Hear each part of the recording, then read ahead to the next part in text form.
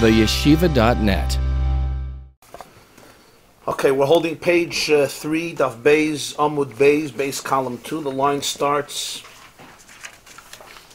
Ein hadinim nimtakim ela b'sharsham. You remember, the dinim, all dinim are sweetened in their source, and hence, before Kriyas Shema, there's Birchas Kriyas Shema, which is really a conversation with the Nefesh Bahamas to allow it to see itself in a new light. So I'm not repressing it, I'm not crushing it, I'm actually sublimating it. I'm aligning it with its true, pristine, original self, so to speak, so that its passion should be seen not as a negative, even though it may be harnessed and its outlet may be extremely brute and animalistic, but really my Nefesh Bahamas is, its source is Kedusha. Its source is the Maisa Merkava. In other words, at the end of the day, the Balatanya strongly felt and believed, based on the sources of Chazal and Torah B'chlal, that the ultimate resolution between the Nefesh, the resolution of the conflict in the human psyche between the two souls, is not what we would call in Hebrew Milchemes Shmad. It's Milchama Chinuchit in modern Hebrew. It's not a war of obliteration. It's a war of education. There's a big difference. It's not that we're trying to obliterate, it's that we're trying to educate. And that's a fundamental difference in approach. You have to understand there's different shittas in Yiddishkeit. This is a very key issue. What do you ultimately want to do with the Yetzer Hara? Is it destroy it or sublimate it?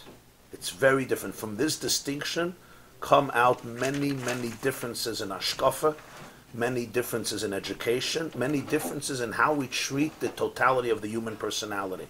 There's really a fundamental question that rages till today in the Jewish world, and you could see it everywhere. And that is the human personality deep down evil or good? Do we celebrate personality or do we tame personality? What is our objective in Chinuch?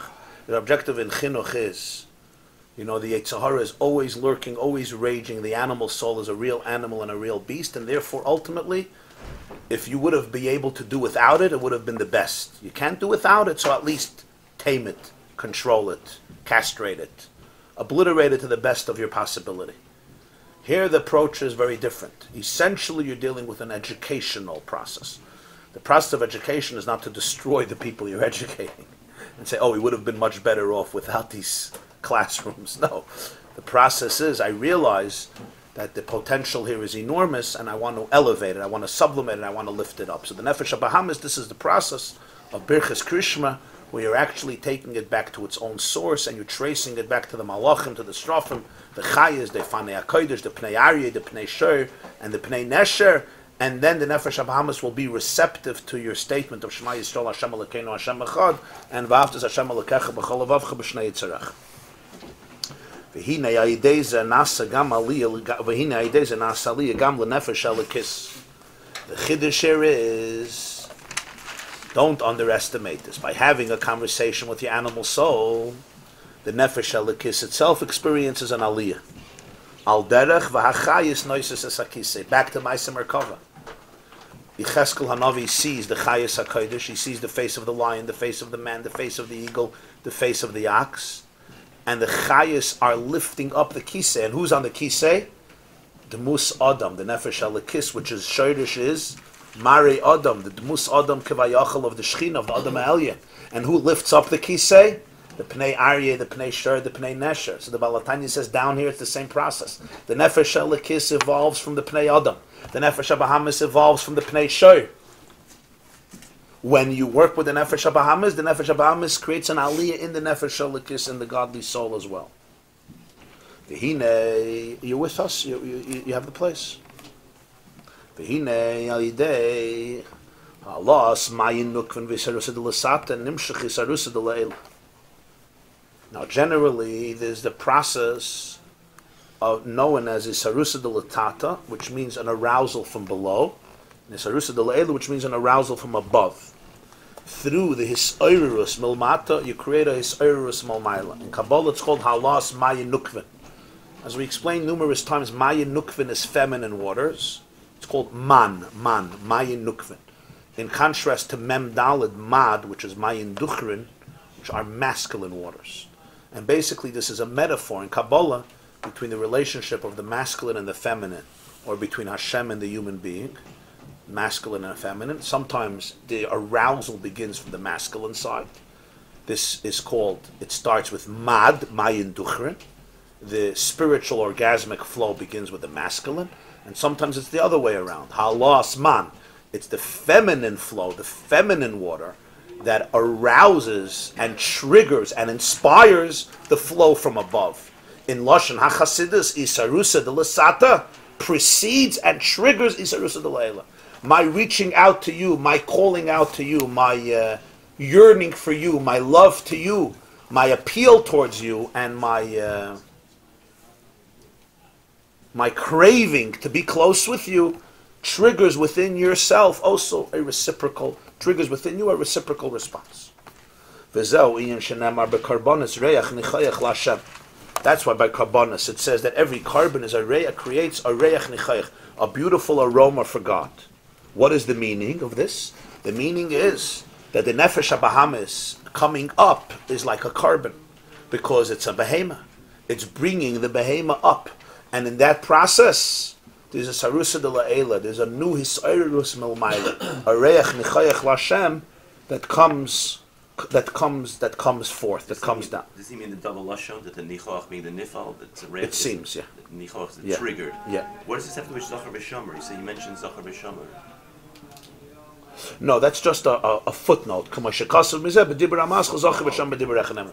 Maimer that about this concept, this issue was discussed. This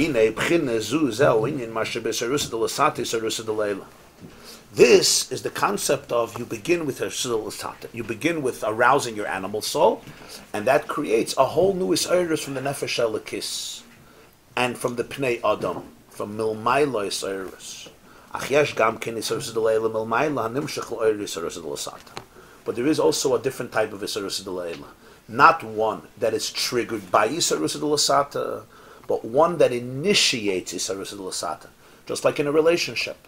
Sometimes you have one party that triggers the interest of the other one, and sometimes one is not interested, and the other one reaches out and intentionally does things in order to inspire the other one. So not by a person you have Isarus Lasata, you start Isarus from below, and that creates Kivayachal Isarus above. But sometimes no, there's Isarus La'ela that begins the process. Tahainu La'oirid Es Ha'adam La'hakitzoi Mishnasoi Ba'avlei Oilam. An energy that comes forth to wake up the person, to wake him up from his slumber in the vanities of the world. As we say in Mishnas, in Nishmas Kol Chai, right? Make it. What's the lashon of them? Ma'oiru yeshenim ha-mekitz nirdamim. The Rambam in Hilchos Tshuva speaks about the shofar. Uru yeshenim mitar demaschem b'havlei ha'olam. This is a quote, basically paraphrasing those words of the Rambam. So the Sarusa de La'ela is there to wake a person up, to give him a new lease on life, a new lease on inspiration. Sometimes you just feel a surge. But these initiating actions, from Hashem down or from us up, it always has a result, wouldn't it? Yeah. As opposed to the human, which doesn't necessarily have a... No, every Isarusa de La'asata brings an Isarusa de La'ela. Yeah. Always, yeah. Isarusa de La'ela starts off, that's another process. Sometimes you begin the process, and sometimes Kivayachal Hashem begins the process.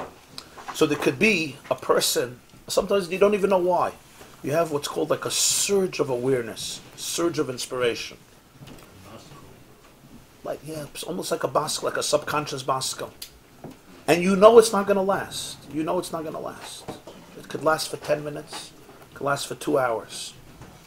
But it's a certain hisayrus that a person gets. It could be out of the blue. Or it could be not out of the blue. But there's an experience that a person, an epiphany, or an awareness, or an emotional high. So he says, the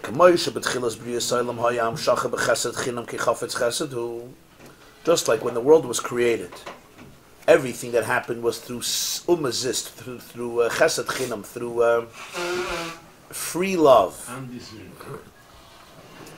free kindness. Ki chafetz chesed, as the pasuk says, because he desires chesed. Pasuk in Micha, But afterwards it depends on the deeds of those who live in this world. As it says in Bereshit,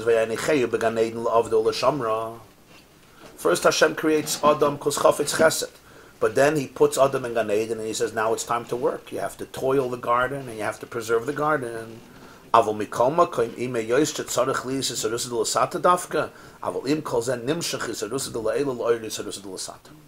even though in post-creation there always has to be Sarusa de Lasata, there has to be a response, but sometimes it doesn't begin with your response. It begins with Isarusa de La'ela, similar to the beginning of creation. In the beginning of creation, there was no Isarusa de Lasata, there was no Sata, there was nobody. So it had to begin with initiation from above. But after that, now it's time for Avodah. The same is true in the continuation of life. That sometimes it begins with Isarusa de La'ela. Even though after that there has to be an Isarusa de Lasata, but nonetheless there could be a Hamshach of Isarusa de La'ela to be Ma'ayir Isarusa de Lasata. And again he gives a few footnotes. That's why he uses the word Nimshach. Yeah. Nimshach means that process regenerates itself. Yes. The Yuvan Zeb Avodas Hashem, to understand this in the Avodah of a person. The Hine Anurayim Sheyesh Beis Madreges Ba'Avodah. We see that there are two states in Avodas Hashem. Ha'alef, state number one is B'chinas Isarusa de Lasata, B'yegias Nefesh, B'yegias Basar, B'hamakas Hadas, B'hizbeinus V'lev Nishbar, Sha'ideze Yavoy B'nafshay Gilui Ohr Kirvas Alakim, V'hainu B'Isarusa de Lasata, Isarusa de La'ela. One form of Avodas Hashem is described here in these three lines. It starts off with Yegias Nefesh, Yegias Basar, every word here. There's Yegias Nefesh, Yegias Basar, Hamakas Hadas, Hisboinenus, Leiv Nishbar. Different stages, but they all have one common denominator, and that is profound internal work.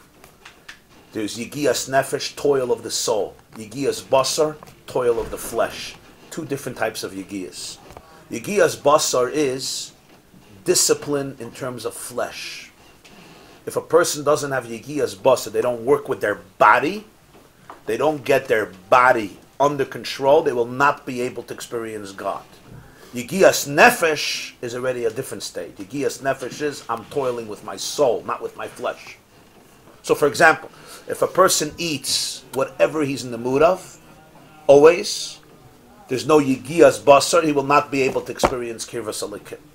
If a person generally follows any instinct, any craving in the flesh, the person then squanders their energy. They can't experience the depth of life. They can't.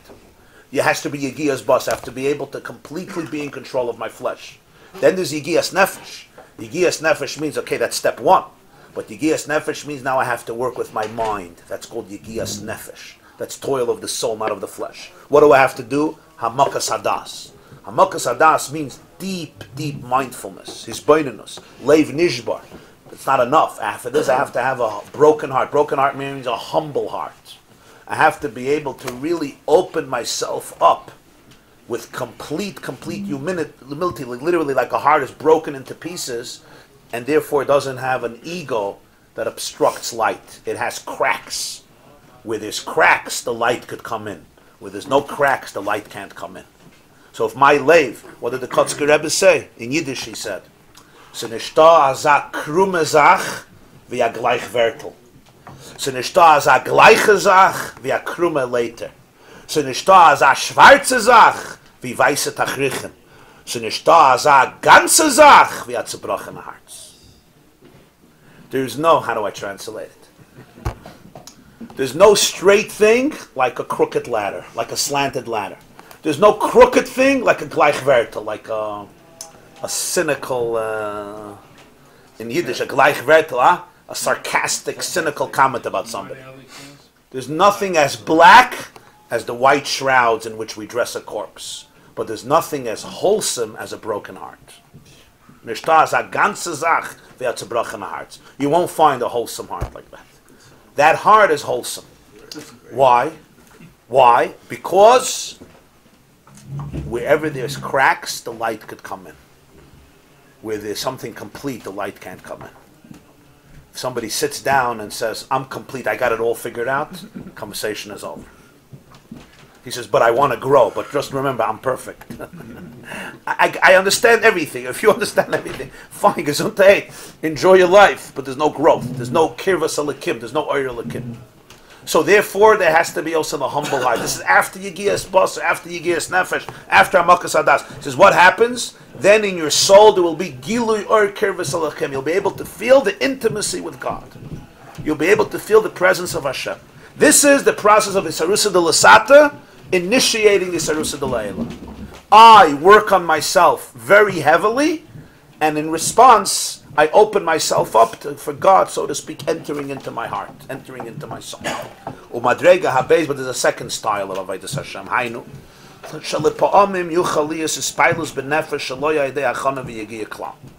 Sometimes there's a hispilus in the soul. You know what the word hispilus means? The word hispilus means an excitement, an emotional reaction. The word hispilus comes from the word pu'ula, which means there's a tremendous impact, an activity that happens in the soul without any preparation and without any effort. We see this. Sheyesh harbe anoshim, there are many people. Shemisayrim pisoim. Pisoim means suddenly they get an arousal. V'yislaiv libam u'moichem b'tfila meshech zman ma. Beli noida lehem asiba me'ayin ba aleim misayir rezois. Suddenly, their heart and their mind will fire up during davening for a while, for a meshech zman, for a certain period of time, and they themselves don't know the cause. Where did this happen from? Where did this service come from? This can happen once in 10 years. It can happen once in 30 years. It can happen once a year. Sometimes it happens every few months. He's not talking about something that happens every few hours. I mean, it depends on the person. But sometimes it could be for 10 minutes, for 20 minutes, in the middle of the day, in the middle of a davening. There's a clarity, a surge, and the person doesn't even know what happened. There was no new awareness. There was no new work. It's not that he sweat. There was blood and sweat and tears, and suddenly something opened up. No. It's pisam yavayadin. It's mamish, a sudden experience where you just have a certain epiphany, a certain, what he says, a hislavus, a passion and a fire. This can happen with you towards Hashem, it happen with you towards your children, with you towards yourself, with you towards others, with you towards the world. Suddenly, like, you see the world differently, and you're in a very uplifted mood. You're in a very uplifted mood. There's a certain serenity, a certain celebration of life. Superficial stuff don't matter so much. The vanity dissipates, and you look at life in a different way. But he says there's one thing that happens. You can be guaranteed as a little time passes, it's all over. Back on your heads. Huh? Even that does depend a little bit on the person, because somebody really doesn't care at all. Okay, this is the Bechinam that you were talking about, the Chesed, what is it? What so this is Kichafetz Chesed. This is two Madregas in Avodas Hashem. There's Avodas Hashem that's completely about the human process, which then creates a reciprocity from above. And then there's a second type of Avodas Hashem that people hope for and sometimes live off for, and it gives them some perspective, and that is this sudden isarus, the sudden passion. Sometimes they know the reason, sometimes they don't even know the reason. V'hainu, what is this? Don't underestimate this. This is God speaking to you. This is a ha'ara, and here he uses the ayin in ha'ara. Usually ha'ara is with an aleph, which means a light, but here ha'ara means a wake-up call. His oiriris. His oiriri. Ha'ara from the word li'oire, right? Ma'oirishem, to wake up. It's a ha'ara, it's a wake-up call, malmayla. Raki sarusa de la'ela la'oiri sarusa de la'sata. This is an isarusa de la'ela that is here to trigger, to arouse, to inspire an arousal from below. This is basically God telling you, I've been waiting for you for too long. I want to be close to you. That's what it is. That's the message. What you're feeling is not your experience. What you're feeling is God's experience. Why don't I usually feel God's experience? Because I'm not God. I don't know what he's experiencing. But once in a while, he shares with me his experience. He reaches out and he says, I want you.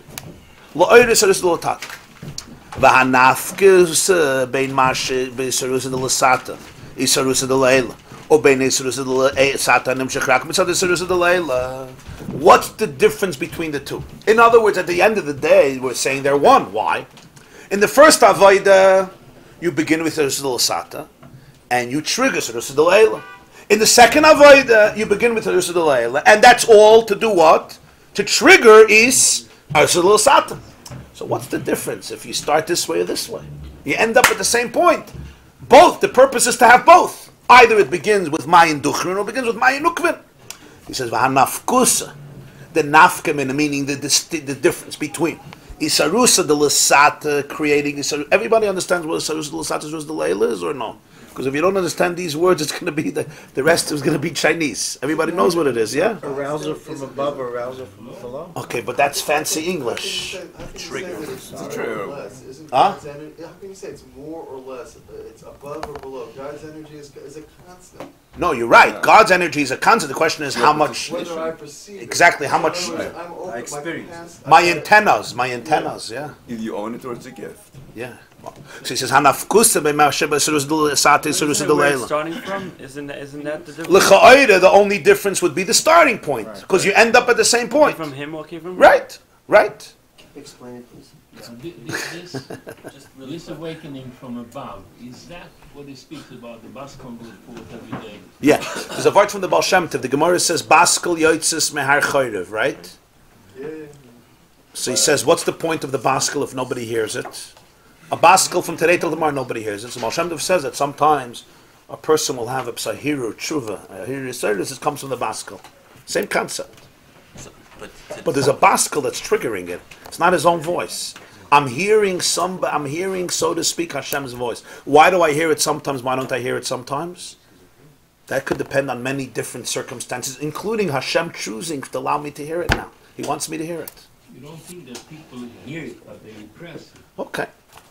They don't have the antenna. So Zayin Azoi. Since it's going to apparently be a big nafkamina where it starts. Oh. So for example, if someone says, you know what, I'll come tonight to a shiur, and then he'll go to Fabreng, and he's inspired and he feels, and all of a sudden, so it started with his making an effort. It was that his, but then all of a sudden the light came down from above. So is that the latato or the label? That process, because it's going to apparently be a nafkamina. He came to the shiur, he came to Fabreng, he felt inspired, then all of a sudden, I think there's a certain element of Sarusah Lasata. They remember Sarusah Lasata itself. He described here a very intense Sarusah Lasata, but there's different levels in how much you show up for the process. I understand what you said. Sarusah Lasata means when I work on myself, how I treat my body, how I treat my mind, how I treat my soul, how I treat other people, how I discipline my day, and how I show up to life and how I show up to God. That's Sarusah Lasata. You take an ownership of yourself. Yes. In the situation. And it's hard. It's hard work. It's Yigias Nefesh and Yigias Basar, Hamakas Hadas, Hisbeinenus and Leiv Nishbar. 5 things. 5 things. Yigias Nefesh, toil of the mind. Yigias Basar, toil of the flesh. Hamakas Hadas, depth of perception. Hisbeinenus, mindfulness, and Leiv Nishbar, a humble heart. 5-step program towards divine recovery. What's the difference between Never mind the 12 steps, he said 7 steps. what's the depth of perception versus mindfulness? If you have these 5 steps, you don't cut out the last 7. What's the difference between depth of 1 second, yeah? depth of perception and mindfulness? What's the difference? Yeah, What was gewalt. the question? in order to have You need one to lead to the other. No? depth of perception versus Repeat the question, please. what's the difference between depth of perception And mindfulness. Hisbeinenus is the process where a person really could contemplate and become mindful of truth. But still there may not be Hamakas Hadas. Hamakas Hadas means that I really have the ability to take my Daas and go deep into the reality of it. A person could learn about something, a person can contemplate something, a person can even be mindful of something. But Hamakas Hadas is the ability to be able to really experience it in an intimate way. The word Das comes from Parshas Bereshis. The first time it's used, of course, you have the Eitz HaDas, but then you have a Ha'adam, Yoda Eschava, and she has a baby. She gives birth. She becomes pregnant. Adam Nu Chava. Now, from knowing people, they don't have children. I mean, Baruch Hashem. V'ha'adam yada es Chava doesn't mean he knew her. It means he connected with her. So Daas is loshen his kashrus v'his chabrus. He had intimacy with Chava. Intellectual intimacy, that's hamakas hadas. That my das goes so deep into it that I become one with it. That's a different experience. I don't just know it. I could know something very, very clearly, but there's still a detachment. I still remain objectively detached, even though I know it. And I appreciate it intellectually. In Das, there's intellectual intimacy, relevance, real relevance, true relevance. This is basically what Yiddishkeit is missing today. We have today the most information that we ever had. What we have very little of is Das, intimacy. It's very hard for us to have intimacy. Intimacy needs space. Intimacy needs a certain element of isolation. But Chalal, intimacy needs time with yourself. Intimacy can happen in the open. In today's world, it does happen in the open, but it's not intimate anymore. By definition, intimacy is Kodesh HaKadoshim. Why was there a mechid? Why was there a paroiches, a amatraskes?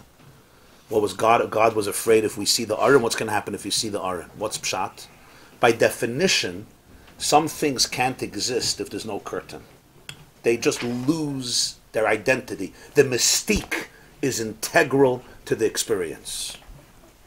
Rabbi Yosheber Soloveitchik once finished a shir, and he used to get very dramatic. So somebody told me he was there, and he says, Rebbe, he was so dramatic. He says, drama is an integral part of communication. Okay, the mystique is an integral part of intimacy. There's no intimacy without mystique. It's a secret. By definition, it's a secret. So, you understand, we live, the Balatanya once said, it says in Krishma, Va'avadata mehera. What's Pshat Va'avadata mehera? He says, you have to lose the need that everything is mehera. Mach schnell. You ever hear you tell the Chazan, no, just knock it off. Everything has to be knocked off. Knock it off. The Seder, knock it off. Shachris, knock it off. Marriage, knock it off. Yeah? Your kids, just knock it off. Give them a computer. Knock it off. Yeah? And if the guy is not knocking it off, so you take your iPhone, you start texting. In that environment, there's no das. I know everything. Somebody once said, many people know the price of everything and the value of nothing. I learned Daf Yomi. I finished Shas already. The guy finished Shas 5.5 times. He knows. He knows, and he downloads, and he goes to 290 websites a day. But there's no das, there's no hiskashas. What are you connected to? Through Shas, but Shas didn't go through it. Yeah. A Yid came to the Tzemach Tzedek and said, "Ich gelern Shas." He said, "Was hat dir Shas? Was hat Shas gelern dir?" So Das is not an intellectual process. It's an intellectual process, but it's hamakas hadas. It's loshen iskashos v'ischabros. It's not just I'm mindful. It's not only I'm meditating on something. It's internalized, you know? Doesn't this one come first? No, the Bnei Yissaschar was what I said last night. Was that the Shoiver was upset that people are investigating if God exists. He says, "What do you mean God? Your father, Hashem takes care of you. He splits a sea for you. He gives you man every day. And then do you exist?" So the Bnei Yissaschar says, "Was willst du? You see God. Nobody else does." Same thing. He experiences.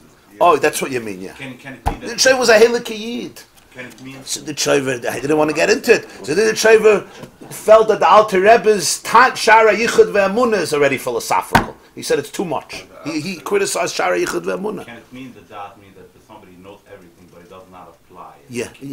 Das always begins with application, with relevance. If there's no relevance, there's no Das. That's why it's the last of Chachma Bina V'das. Yes. It's the ultimate. Yes, after Chachma Bina, you can have Das.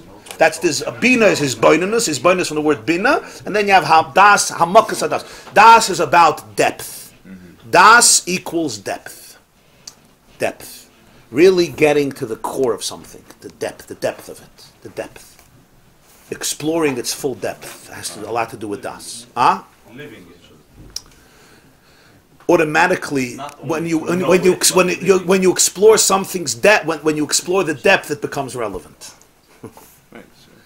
If you didn't get to the depth of it, it won't be so relevant. If you get to the depth of it, it'll be relevant.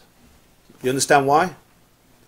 When you don't get to the depth of something, you can treat it as an intellectual concept. When you get to the depth of something, you'll see how it's reflected in your life. Yeah, You heard what I said? You have to think about that. It's like if somebody comes to the sheet yesterday, yeah? They listen to it, they understand, and they agree, but they're still going to do the same thing that they did yesterday. They're not going to apply. Yes. I think Plato was in the classroom teaching about being loyal to his wife, and later caught him in the fields fooling around. He said, "What's going on?" He goes, "In the classroom I'm Plato. Outside the classroom I'm like anybody else." Itzte ben ich nicht arista. Itzte ben ich nicht arista. That's how the story goes. Now I'm not Aristotle. Aristotle. The students once saw Aristotle doing something very, very gross, like the Greeks knew how to do. And they said, "You?" And Aristotle said, "Now I am not Aristotle." Or Bertrand Russell, the great atheistic professor of Cambridge University, taught a class on ethics. The problem is, if you know how he dealt with his wife and some other women, it was a little bit contradictory. So they once asked him, Professor Russell, how do you teach ethics when your life is completely unethical? And it was in the open. So Bertrand Russell said, "I teach math, I teach algebra, I teach trigonometry. I'm not a circle, and I'm not a triangle." That's what he answered. Great response. Brilliant response. In other words, no Daas. An encyclopedia. That's Pshat and Medrash. Chachma yesh begoyim, tamen. Torah yesh begoyim, ain't tamen. The difference between Chachma and Torah. Torah comes from the word hoira, lo hoiris, moira, a teacher. Chachma is wisdom. It's a different experience. You said before that once you know the Daas, then you apply it. So how does it, is it possible? That That's what I'm saying. There was no Daas. I'm not a triangle. Aristotle Let's ask a question. Somebody once asked me, can a rabbi teach something that he doesn't believe in? Yes. Just like the sign in New York says 500 miles to Toronto. It doesn't have to be in Toronto, it's here. Okay, but he believes in it. What if he really doesn't believe in it? You cannot make somebody else believe in it, but he can teach it. But he teaches it as though he believes in it. Then it falls apart eventually. Will not be accepted. So the truth is, Teach it, you can't sell it. Doesn't work. people always teach things they don't believe in. Every professor, when he expresses, for 6 months, he's going to discuss a certain political philosophy. He may be completely opposed to it, but the whole point of teaching is objectivity. On the contrary, in some places they'll tell you, if you don't believe it, it's better. Because then you could treat it objectively. Al pi chassidus, it's not that way. Why? Because if you don't believe in it, you actually didn't understand it. You didn't understand its depth. You understood it superficially. Because if you would have really understood its depth, you would have seen its application, and it would have to affect you. So it's not a chisaron in your moral character. It's a chisaron in your intellectual prowess. That's a whole different word. It's not that Aristotle was not smart. He was very smart. He just didn't. It's a question he was. There's an expression in Kabbalah, klipa ein lehem moya chadas. What makes klipa is it stops short of das. He didn't want to apply it because it was demand. It doesn't have moya chadas. Das, intimacy. He didn't want to apply He was it. brilliant. It was demand. It was demanded. I didn't understand what you said now. If somebody wants to teach communism, what it is, and he doesn't believe in it, can't he convey what it is? Yes. Yeah. So it's But you said, But it's a different type have of. to believe in It's a different type of teaching. The cynicism will come out. The cynicism will come out. Of course, you could teach something you don't believe in. Practically, everybody does that. But it's a different type of teaching. It compromises the teaching. When somebody believes in communism, he teaches it differently. Trotsky taught socialism differently than I would teach it. Different enthusiasm. It's not just enthusiasm, it's a different intellectual clarity. They say a Maisa that in every city by Jews there was something called a Shtat Meshugana. Some cities were mahadir to have a few. But Shtat Meshugana was basically, you had to have one Jew, his role was to be a Meshugana, and these Jews would do circuses for the crowd. Everybody would come. You know, Jews were miserable often and they needed some entertainment. Lachiz behem nefesh kol chaya. So this Shtat Meshugana, a particular city, it was a few days before Pesach, people are stressed. He said he's doing a circus, and everybody came to the marketplace, and he stood on the stage, and he was making himself crazy, and everybody was laughing from the Meshugana. There was one man standing in the middle, and he was crying. So he says, Yankel, forget the tzaras. We all have problems. We can all cry. He says, enjoy the meshugana, enjoy him. Cook out meshugana. He says, Vazal lichtan, der meshugana is mein son. You know, you could laugh. It's my child. So I'm crying. I says, der meshugana is mein son. That's called Daas. Das means it's mein son. The Rashbat was a chassid of the Tzemach Tzedek. He once gave a marshal. He said that the old Jews who had kretschmas, they had inns, and they were often very ignorant, so they would hire a malamed, a teacher, to come and tutor their children, and the teacher would go home for Pesach, would go home for Tishrei, but he was there a whole year. And the teacher knew how to read. Often the owner of the kretschma didn't even know how to read. He was completely illiterate. So he says once a letter came, and all the letters were read by the teacher for the owner of the inn in order to read them because he couldn't read. He said once the letter came, and the teacher started to read the letter, and as he's reading the letter, the owner of the inn fainted. What did it say in the letter? It said in the letter that his father passed away. So he said the teacher didn't even say anything. He didn't have any emotional reaction. So he doesn't understand. The teacher is the one who saw the letter. Teacher is the one who read the letter. Teacher is the one who had direct access to the letter. He was only hearing it from the teacher. Why did he have an emotional reaction on why not him? The answer is, sein Tata. It was his father. So there's two people who could read about the same father, Avinu Shabashamayim. For one person, he's reading a letter. He's reading a letter about somebody's father. He's learning Likkutei Torah. He's telling you about somebody else's father. There's somebody else, he doesn't know how to read. He doesn't know all the information. Sein Tata. It's his father. Avinu Shabashamayim is his father. It's a different experience. So the emotional reaction is different. Not because it begins with emotion, because the awareness is a different awareness. It's my father. That's Hamakas Hadas. That's not his boinanus. His boinanus comes before Das. Hamakas Hadas. That's for Adam Yades Chava. Intellectual intimacy. Once there's Das, you can't remain indifferent. But here he reverses the order. That's true. He also says first Yigiyas Nefesh and then Yigiyas Basar, even though it's the other way around. So if you're not disciplined with your breakfast, lunch, and supper, it's not going to be any Yigiyas Nefesh. In Gemara, you have sometimes Loizu Avzu, and then you have Zu Ein Sarich Zu. So this is Sarisa de Lasata. This is all Sarisa de Lasata. This is all internal work. Hamakas Hadas. Once a person experiences something with Das, it's a game changer. You can't remain apathetic to it. You can't remain indifferent to it. There was once a diabetic patient I knew very well, and I went with him to a doctor. He was a serious diabetic. The doctor sat with him for an hour and a half and explained to him that he really liked cake, this guy. That every time he eats cake, it's damaging to his body, and every time he drinks soda, it's damaging. And he showed him pictures with diagrams, with videos. A wonderful lecture he gave him. We went out of the doctor's office in Manhattan. Across the street there was a kosher cafeteria. What do you do after the doctor? You go for lunch. I mean, that's the tachlis. After the doctor, that's the highlight of the... You're already going to the doctor, you need a psascha, you go for lunch, right? So they went to the cafeteria. What does he order? Without blinking, he orders a big cheese Danish, right? With a can of Coke.